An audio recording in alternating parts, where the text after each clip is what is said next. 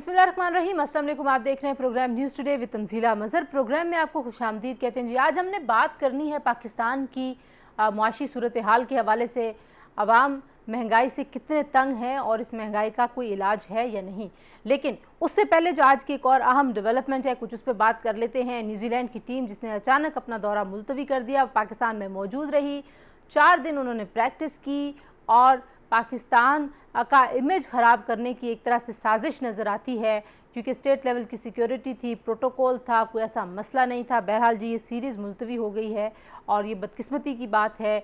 इस पे एक तरफ तो शायकीन बड़े मायूस हुए हैं, लेकिन पाकिस्तान में एक एहतजाज भी नज़र आता है जो हमारे ख़ित्ते में इस वक्त सूरत हाल है और जिस तरीके से पाकिस्तान के ऊपर एक दबाव डाला जा रहा है, शायद ये उसी साजिश की एक कड़ी है। ये तो अब कुछ वक्त में पता चलेगा कि आखिर इस साजिश से क्या मकासद हासिल करने की कोशिश की गई है। बहरहाल अपने प्रोग्राम के टॉपिक की तरफ आते हैं। इस हुकूमत ने पाकिस्तान के अवाम से वादा किया था कि पाकिस्तान से बाहर जो लूटी हुई दौलत है वो वापस लाई जाएगी, डॉलर की जो सतह है वो कम से कम रहेगी, आम आदमी की ज़िंदगी बेहतर हो जाएगी क्योंकि करप्शन भी ख़त्म हो जाएगी।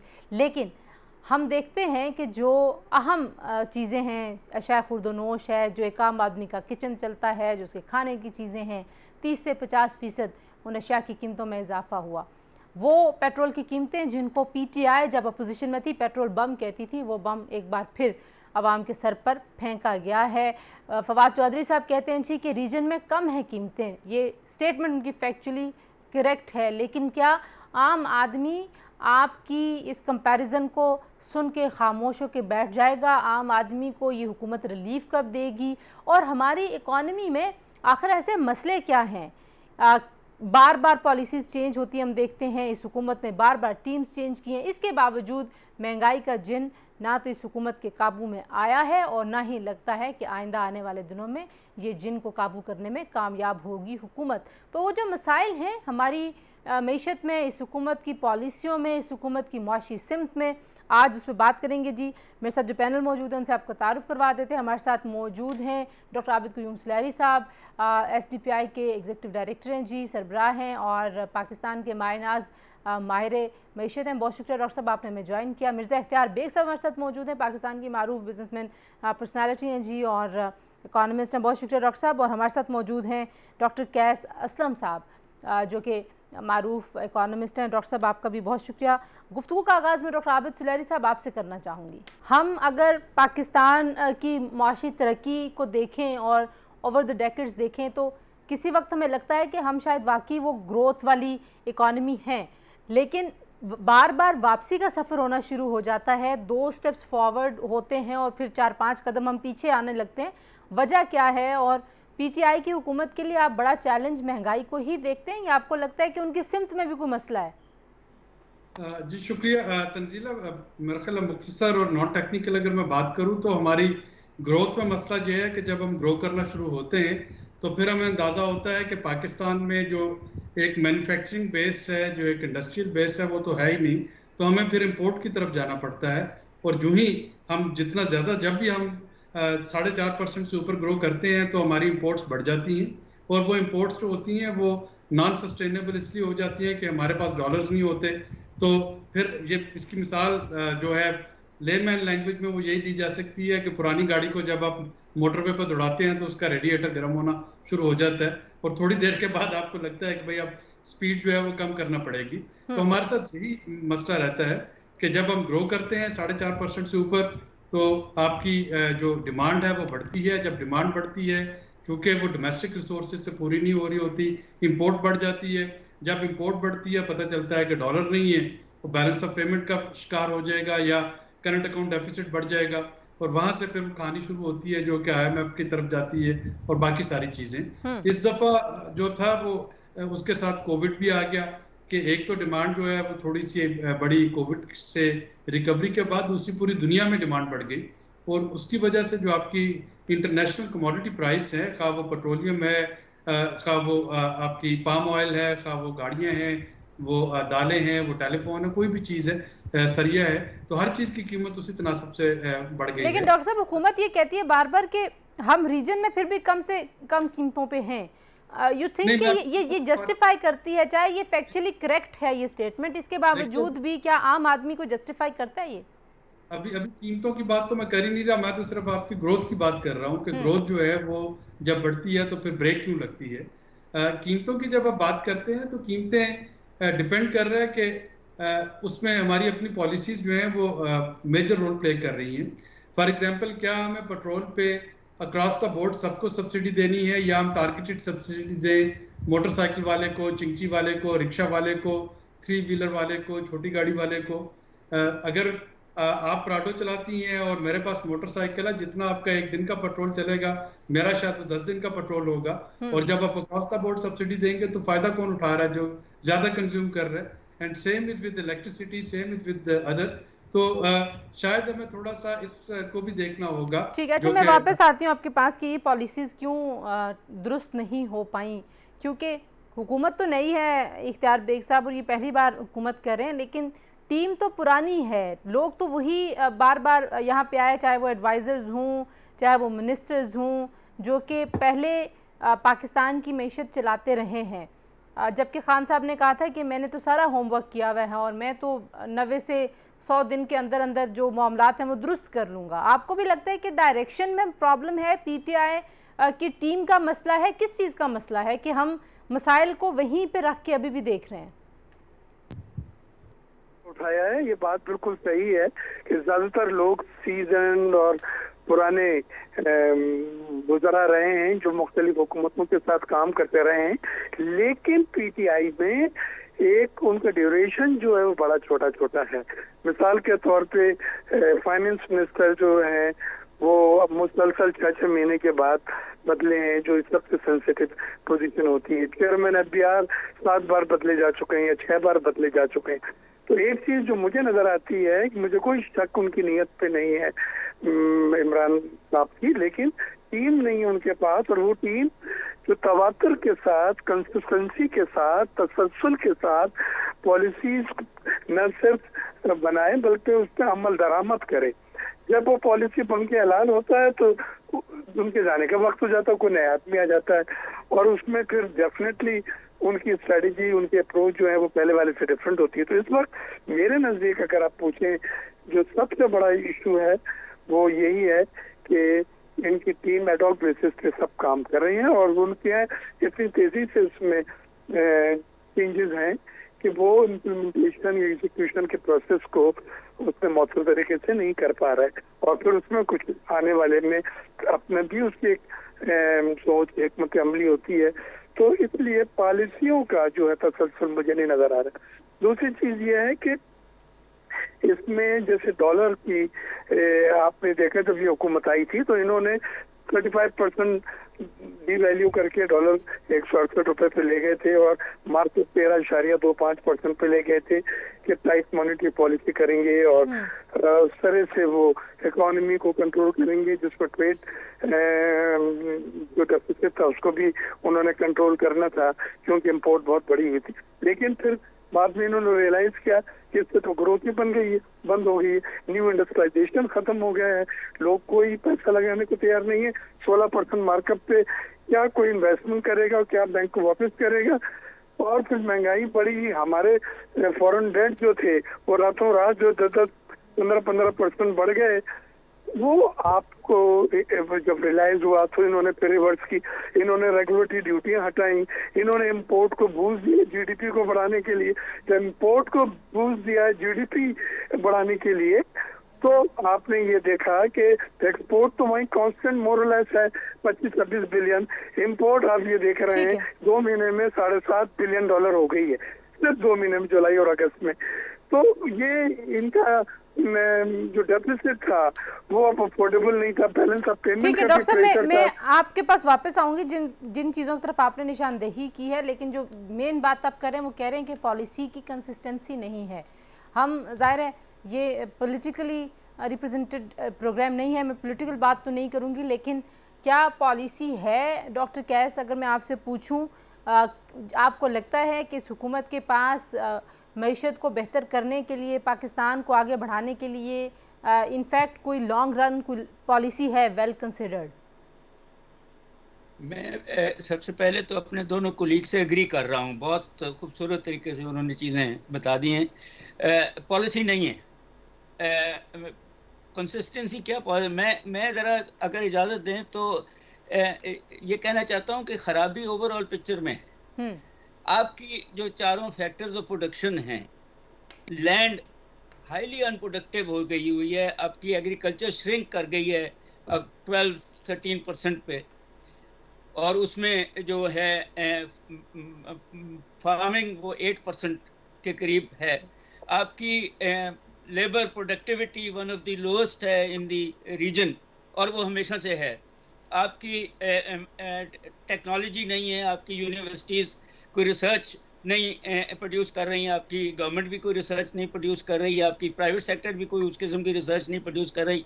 आपकी जो एंटरप्रेन्योर्स बहुत अच्छे हैं, मगर उनकी लिंकेजेस इंटरनेशनल ट्रेड के साथ बहुत कम है, सिवाय 1% के शायद अच्छे progressive. So the overall picture is bad. फिर इसका दूसरा जो हिस्सा है वो ये है कि ये जो ग्रोथ है ये आपकी कैपिटलिस्ट इकोनॉमी में है, जो अबाउट 20 to 25%, ज़्यादा आप एक्सपैंड करेंगे तो 30% चली जाती है। फिर बाकी जो 75-70% पॉवर्टी लाइन से नीचे या ऊपर लोग हैं, वो आपके नॉन कैपिटलिस्ट एरा में रह रहे हैं, और उनके प्रॉब्लम्स हैं। अब ये जो डॉलर का इशू है, इसमें मैं तो मैं एग्री करता हूँ कि आपकी जो है इंपोर्ट्स बढ़ गई हैं, आपकी 1.85 बिलियन का अब डेफिसिट है, मगर आपके पास पैसे आए भी हैं, IMF ने भी दिए हैं, आपके पाकिस्तानियों ने भी दिए हैं, एंड सच फोर्थ। अच्छा, मैं ठीक है डॉक्टर साहब, मुझे इजाजत दीजिए, मैं जरा एक ब्रेक ले लूं। ठीक है, एक ब्रेक ले लें जी, वापस आते हैं। पॉलिसी का क्वेश्चन हम डॉक्टर आबिद के पास भी लेके जाएंगे, क्योंकि जो उनका कोर एरिया है काम करने का वो पॉलिसी मैटर्स के ऊपर ही है। तो ब्रेक के बाद वापस आते हैं जी, हमारे साथ रहिए।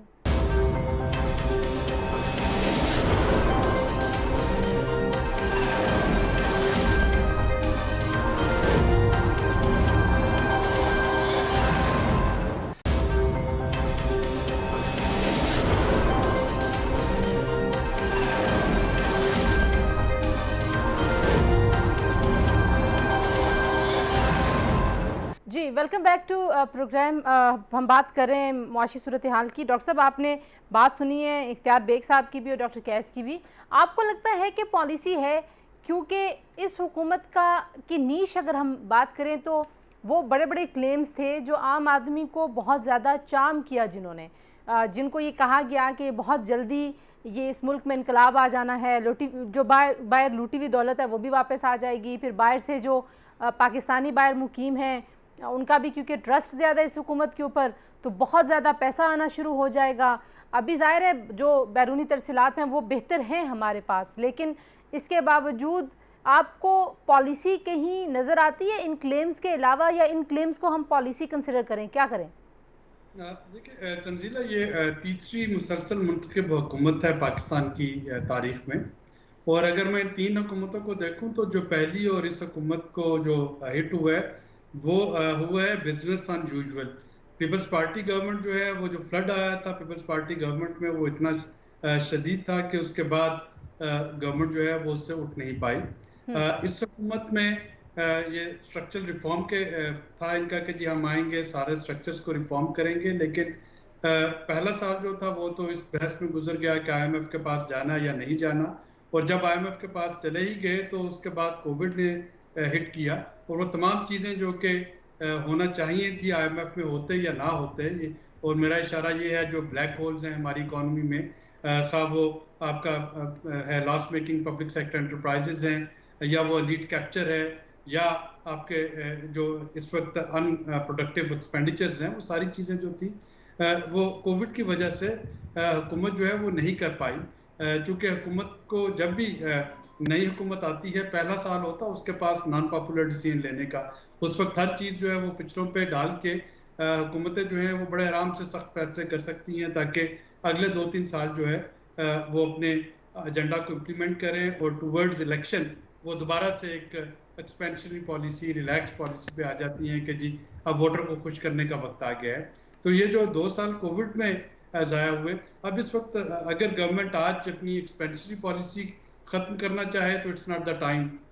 जैसा कि अभी आपने पूछा कि जी पेट्रोल क्यों बढ़ा दिया गया, जाहिर है अगर आप का फिस्कल डेफिसिट बढ़ रहा है, अगर आप की इंपोर्ट्स नहीं काबू में आ रही तो कहीं ना कहीं पे आपको कोई सख्त फैसला लेना होगा। इसको अगर मैं थोड़ा सा पॉलिटिकल इकोनॉमी से, जियो पोलिटिकल इकोनॉमी से मिलाऊं तो जो कल का ब्लूमबर्ग का एडिटोरियल है उसमें मैं ओपिनियन पीस की बात नहीं कर रहा, एडिटोरियल की बात कर रहा हूँ। वो बड़ा खौफनाक किस्म का एडिटोरियल लिखा उन्होंने। तो उन्होंने अफगानिस्तान में अमेरिकन शिकस्त का सारा मलबा पाकिस्तान पर डालते हुए दो इम्पॉर्टेंट उन्होंने कहा जी अमेरिकन गवर्नमेंट को एम्फसाइज किया। एक उन्होंने कहा कि पाकिस्तान को ग्रे लिस्ट से, फाटक की ग्रे लिस्ट से नहीं निकलने देना चाहिए जब तक कि अमेरिका को पूरी तरह तसल्ली नहीं हो जाती कि पाकिस्तान से टेररिज्म फाइनेंसिंग नहीं हुई थी और जहादी जो थे वो अफगानिस्तान नहीं गए। दूसरा उन्होंने कहा जी IMF के साथ जितनी जो कंडीशंस थी, IMF को अब अपना जो है वो टाइट कर लेना चाहिए क्लॉ।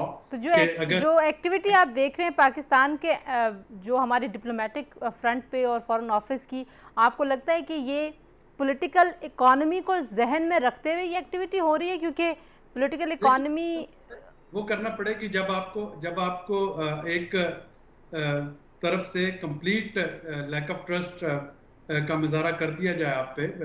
सेक्रेटरी ब्लिंकन की जो कांग्रेशनल अभी उन्होंने टेस्टिमनी दी है 3-4 रोज पहले, तो जब खुल के हर चीज़ जो है वो अपनी तमाम कमजोरियों का मलबा पाकिस्तान पे डाल रहे हैं, तो पाकिस्तान को फिर कुछ ना कुछ अल्टरनेटिव जो है वो तो जहन में रखना होंगे, खा वो सेंट्रल एशियन स्टेट्स हो, खा वो रशिया हो, खा वो चाइना हो या बाकी दोस्त ममालिक, तो ये तो चलता रहेगा।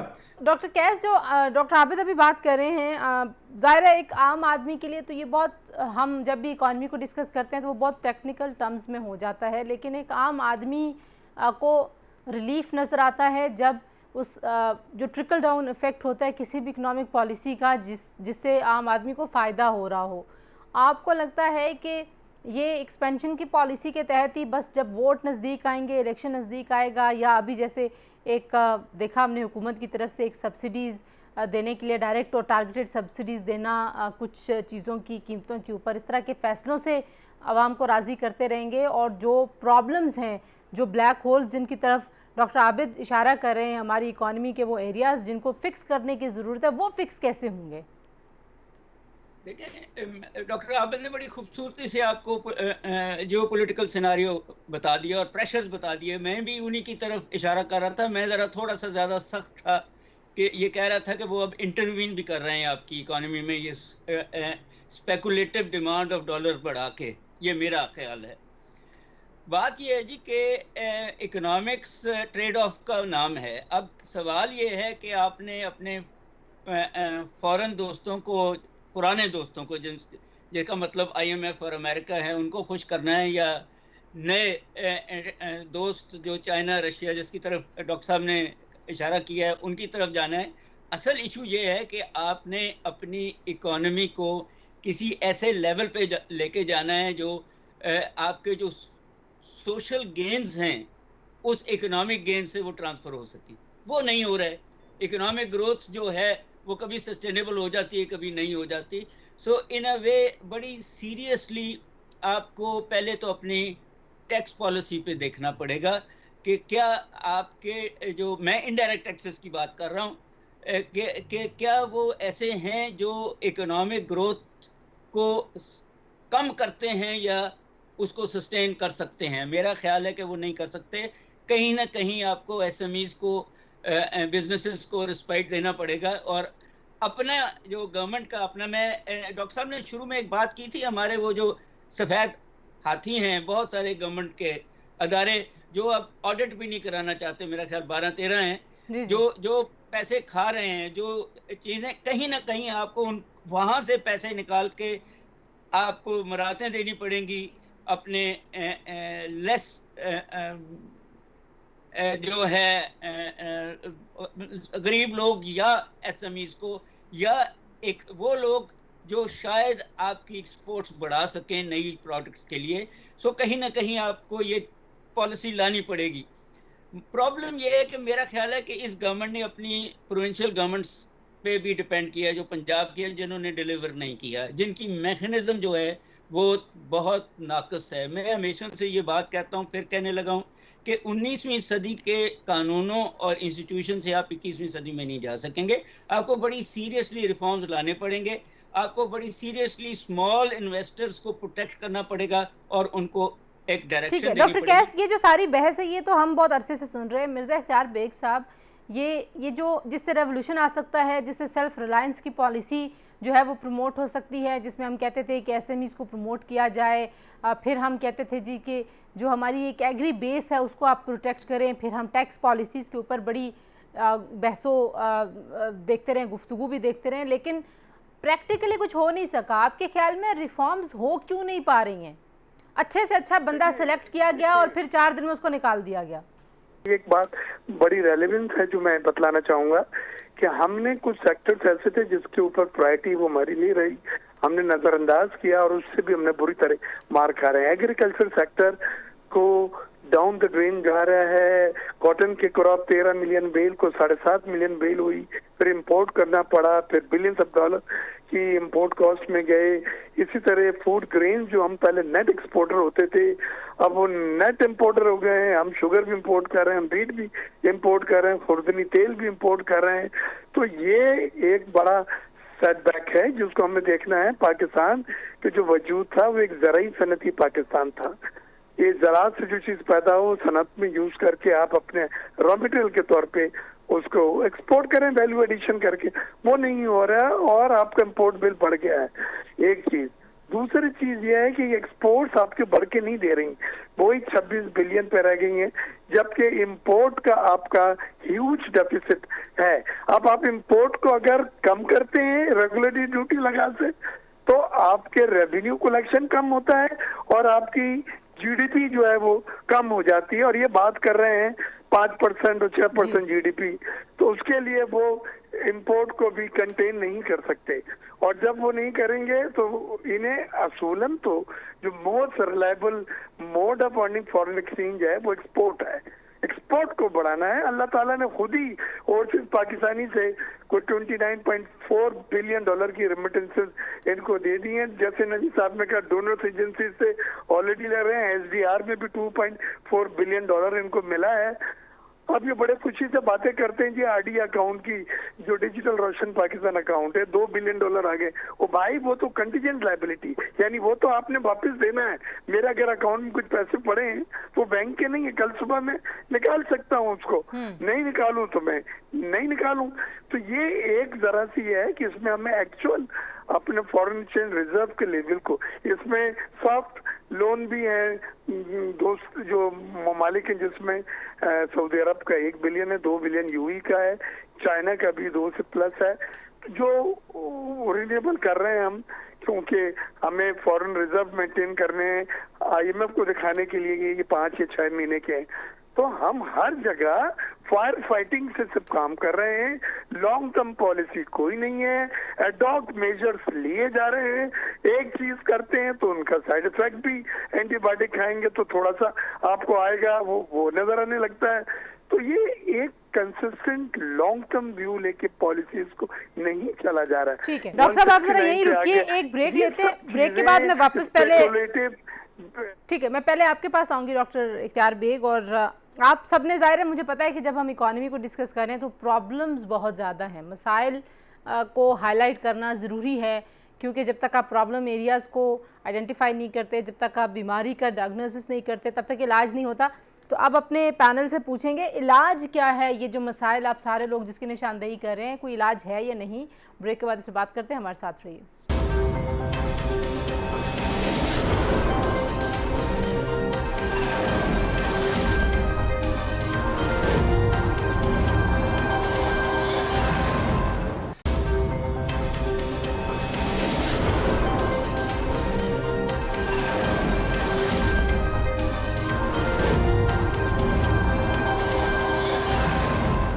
जी प्रोग्राम में एक बार फिर आपको खुशामदीद कहते हैं जी। और बहुत सारे मसाइल की निशानदेही होगी। इख्तियार बेग साहब, पहले अगर आप ही अपनी बात मुकम्मल कर लें और साथ में ये भी बता दें, आम आदमी जो सुनना चाहता है वो ये कि इस मुल्क में वो कब इनकलाब आएगा, जिसके बारे में जब हम तकरीरें करते हैं तो हम कहते हैं जी कि पाकिस्तान तो वसाइल से माला माल है और अल्लाह ताला ने तो हमें बड़ी नेमतों से नवाजा हुआ है, लेकिन फिर जब हम ये अशारिये देखते हैं, तो जैसे भी डॉक्टर कैस कह रहे थे कि आपको IMF की तरफ जाना है या आपको चाइना की तरफ जाना है, तो आप किसी ना किसी दूसरे के ऊपर इन्हिसार कर रहे हैं, और ट्रेड बैलेंस आपका कभी भी सही नहीं होता, वो बैलेंस हमेशा से ख़राब है। आपका फ्यूल मिक्स बेहतर नहीं हुआ, वो हमेशा से ख़राब है। एग्रीकल्चर को आपने इग्नोर किया, हमेशा से किया हुआ है।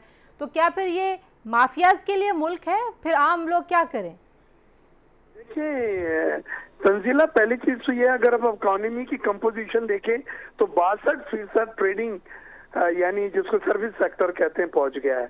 19% इंडस्ट्री है और 19% जो एग्रीकल्चर है। तो एग्रीकल्चर और इंडस्ट्री दोनों सुकड़ के 19% रह गए हैं और सर्विस सेक्टर बढ़ के 62% हो गया है। और जबकि अगर आप टैक्सों में कॉम्बिनेशन देखें तो इंडस्ट्री 90% होते हुए वो 67% आपके टैक्सेस वहां से जनरेट किए जा रहे हैं, यानी ओवर बर्डन है। एग्रीकल्चर में 19% है, लेकिन उसमें 1% या 2% से ज्यादा टैक्स रेवेन्यू कलेक्शन नहीं है। इसी तरह सर्विस सेक्टर आपका 65-67 है, लेकिन उसका रेवेन्यू का जो कलेक्शन है वो 21% है। तो पहले तो इसमें डिस्टॉर्शन है। आप टैक्स की बात बीच में आपने उठाई थी कि इसको देखें और इनडायरेक्ट टैक्सेस को कम करें, डायरेक्ट टैक्सेस पे आए। दुनिया रेग्रेसिव स्कीम इनडायरेक्ट टैक्सेस से निकल रही है, वो नापसंदा जो है वो कहलाए जाते हैं। दूसरी चीज, आपको हर हालत में विलिंगली या अनविलिंगली एग्रीकल्चर सेक्टर को प्रमोट करना होगा, उसके पर कैपिटल यील्ड निकाल आपको बढ़ानी होगी। उसमें सीड्स में रिसर्च करके आपने, जैसे इंडिया ने कॉटन की फसल 6 साल पहले 19 मिलियन बेल थी, आज 37 मिलियन बेल, तकरीबन दुगनी हो गई है। आपके वही दो बीज हैं K68 और MNH 93 कॉटन के, जो 92 में मैंने मिल लगाया था, जब भी यही दो थे, K68 सिंध का था और MNH 93 पंजाब का था। तो ये इस तरह से नहीं होता, वक्त के साथ आप नहीं चल रहा है। एग्रीकल्चर सेक्टर को आपने खुद ही कम होने दिया और आस्ते आस्ते जो कॉटन का एरिया था वो शुगर केन के एरिया में कन्वर्ट होता गया, और कॉटन जो रॉ मटेरियल है टेक्सटाइल का, वो अब आप इन्हिसार इंपोर्ट पे कर रहे हैं। ये तो ब्लेंडर्स हैं।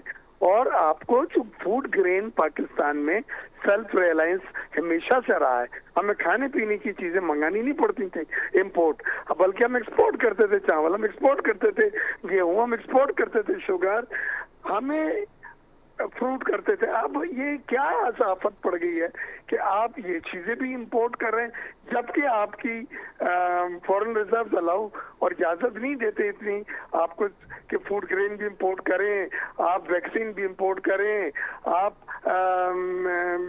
जो खाने पीने की अशिया है और लग्जरी गुड्स, जिसमें 3-3 हजार लैंड क्रूजरें जो होती हैं, वो एक जहाज लगता है तो वो उतर रही होती है डेक पे। तो आपको अपनी सस्टेनेबिलिटी देखें। आप इंपोर्ट सस्टेनेबल कंट्री है ही नहीं, आप इंपोर्ट बढ़ाएंगे, रुपी की ऐसी कम तैसी हो जाएगी, डॉलर के रिजर्व्स कम हो जाएंगे, रुपी 200 रुपए में ठीक है। मैं जरा डॉक्टर कैस से पूछ लूं पहले, फिर डॉक्टर आबिद, सही है, एक्सपोर्ट्स को बढ़ाएं, इंपोर्ट को अपना कंटेन करें जो सस्टेनेबल लेवल पर आए। ठीक हो गया। डॉक्टर कैस आपसे मैं पूछ लूं कि क्या हल है आपके ख्याल में जो मसाइल आप जिनको देख रहे हैं, और क्या वो हल इतना फिजिबल है, हम कर सकते हैं?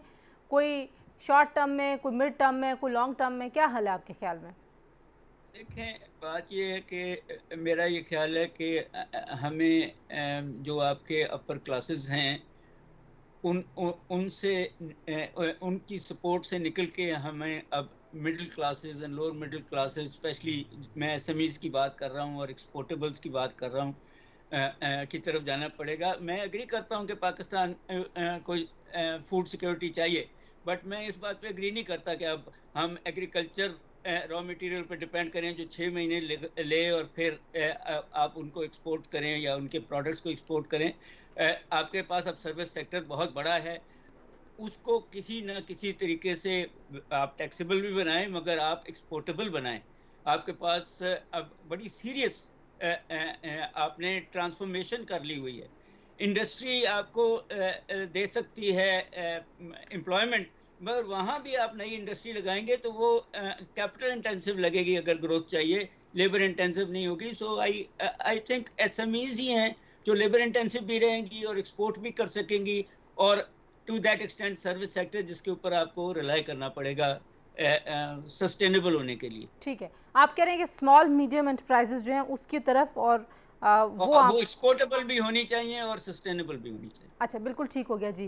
डॉक्टर आबिद, मैं चाह रही थी कि कंक्लूड में आपसे करवाऊं, एक टर्म जो अभी कॉइन हुई और जब ये पार्लियामेंट बनी थी तब से उसके ऊपर हम बहुत बहसें अपने पॉलिटिकल लोगों के साथ करते रहते हैं, वो है चार्टर ऑफ इकॉनमी। हमारे मुल्क में जो क़यादत है उसने चार्टर ऑफ डेमोक्रेसी किया, उसके नताइज अगर बहुत आइडियल नहीं थे तो बुरे भी नहीं हैं, हालात काफ़ी कुछ बेहतर भी हुए, कुछ चीज़ों में पॉलिटिकल कंसेंसस हमने देखा। आपको लगता है पाकिस्तान में चार्टर ऑफ इकॉनमी होना चाहिए और क्या ये हल हो सकता है? क्योंकि हर जो बंदा बात कर रहे हैं, इवन आज के मेरे पैनलिस्ट भी, इनकंसिस्टेंसी जो है ना वो उसकी बात हुई है और सस्टेनेबल पॉलिसीज़ ना होने की बात हुई है। तंजीला बिल्कुल ठीक फरमा रही हैं। कुछ चीज़ें ऐसी हैं जिस पे सियासत नहीं होनी चाहिए और economy is one of them. हम प्राइवेटाइजेशन की बात कर रहे थे, देखिए प्राइवेटाइजेशन क्यों नहीं हो सकी? जब पीपल्स पार्टी करना चाह रही थी तो मुस्लिम लीग नून ने नहीं करने दी, जब नून करना चाह रही थी तो पीपल्स पार्टी और पीटीआई जमात इस्लामिक इकट्ठी होगी। कराची में हमने देखा एक दो अफराद जो है वो जाम बहक भी हुए जब फायरिंग हुई थी इस प्रोटेस्ट में। अब जब पीटीआई करना चाहेगी या करना चाह रही है तो उसकी अपोजिशन उसको नहीं करने देगी। तो ये तमाम जमातें जो हैं ये अपने अपने जो माजी के नैरेटिव थे उसका उस हॉल में मुकैद हो रही है। इसी तरीके से जब हम बात करते हैं एनर्जी की तो हमें बड़ी अच्छी तरह पता है कि एनर्जी सर्कुलर डेट कहाँ से शुरू हुआ था। 2008 में 7-8 में शौकत अजीज साहब के इलेक्शन से पहले जब तेल की कीमतें जो थी वो 90% बढ़ गई थी, पाकिस्तान में सिर्फ 19% पास ऑन किया गया था उसका इम्पैक्ट, क्योंकि इलेक्शन ईयर था। डर ये था कि इलेक्शन जो है वो हार जाएंगे शौकत अजीज साहब, और उससे वो बिल्ड होता होता आज यहाँ तक पहुंचा है। अब जब भी बात होगी कि जनाब वो जो एनर्जी की कॉस्ट है उसको रिकवर किया जाए, उसमें ये जो लाइन लॉसेज और डिस्ट्रीब्यूशन लॉसेज हैं ये भी रिकवर किए जाएं, तो जो हुकूमत करने जाएगी वो नॉन पॉपुलर डिसीजन होगा, उसकी अपोजिशन उसके खिलाफ हो जाएगी। तो अपोजिशन को याद रखना चाहिए कि they are government in waiting, उनकी बारी अगली दफा आए, उससे अगली दफा आए, जब भी आए, अगर ये इश्यूज को आज वो नहीं टैकल करेंगे तो उनको आके टैकल करना पड़ रहे होंगे जब भी उनकी बारी आएगी। तो या तो उनके पास कोई बड़ा सॉलिड किस्म का सोल्यूशन हो, शैडो कैबिनेट हो, वो सोल्यूशन देते हैं। मैं आज कहता हूँ हुकूमत में रहता हुआ कि जी मैं इंटरेस्ट रेट 2% बढ़ाने जा रहा हूँ, कैश साहब अगर अपोजिशन में शैडो मिनिस्टर हैं फाइनेंस के तो वो कहते हैं नहीं जी 2% नहीं बढ़ाना, और उसका एक पूरा सोल्यूशन देते हैं, तो फिर तो बात है। लेकिन अगर अपोजिशन सिर्फ मुखालफत करेगी और हुकूमत जो है वो अपना एक यूनिलेटरल डिसीजन लेती जाएगी तो शायद बहुत से जो रिजॉल्वेबल इश्यूज हैं वो हम रिजॉल्व नहीं कर पाएंगे। तो इस पे तो कोई दो राय नहीं है कि कंसेंसस इस पे डेवलप करना होगा। ठीक है, जो पॉलिटिकल स्टेबिलिटी है और जो एक लॉन्गर टर्म पॉलिसीज़ की ज़रूरत है, आप कह रहे हैं कि वो पाकिस्तान के मसाइल को इकॉनमी के शायद हल करने में मददगार साबित हो सकते हैं। डॉक्टर आबिद क़य्यूम इस्लारी साहब बहुत शुक्रिया, डॉक्टर कैस, डॉक्टर और मिर्ज़ा इख्तियार बेग साहब, आप तीनों का शुक्रिया जी, आपने गुफ्तगू सुनी मेरे मेहमानों की। पाकिस्तान की मईशत में बहुत सारे ऐसे एरियाज़ हैं जिनको परमानेंटली फ़िक्स करने की ज़रूरत है, इर्रिस्पेक्टिव के किस जमात की हुकूमत है। अगर नेक नियति के साथ, कंसिस्टेंसी के साथ और पॉलिसीज़ को और रिफॉर्म्स को सामने रखते हुए राइट अप्रोच रखी जाए तो शायद थोड़े से ज़्यादा लंबे अरसे में बट ये मसाइल हमारे हल हो सकते हैं। आज के लिए इतना ही जी, अपना बहुत सारा ख्याल रखिए, अल्लाह हाफ़िज़।